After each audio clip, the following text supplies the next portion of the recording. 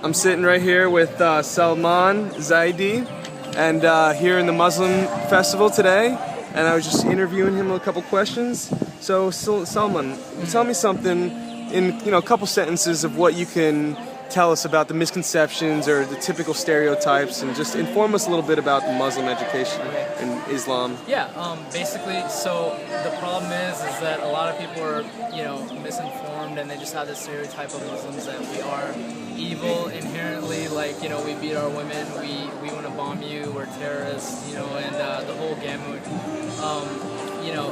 Women are like oppressed and they hate wearing the hijab or stuff like that.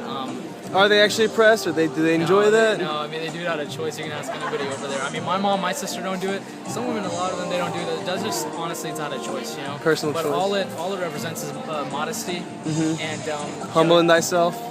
Exactly. So the Virgin Mary, every picture you see of her, she has like a scarf on. It's the same exact concept, and that's what people fail to understand. So that's, of course, one of them. Of course, that we're militant, we're terrorists, and jihad is all about killing people and killing anybody who's non-Muslim. We hate them, and all this stuff. We have some secret agenda against the West and all that. So. And do you think that that's just common misconception about this? Definitely. Nobody's violent. No, I think that, of course, none of it's true based on real Islam.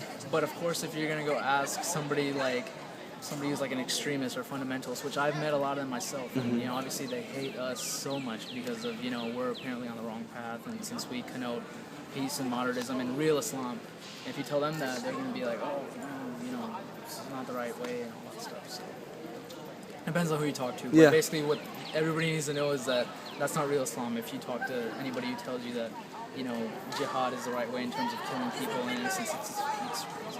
How is it living as a student here at UGA, being a part of the Islamic faith or a Muslim tradition?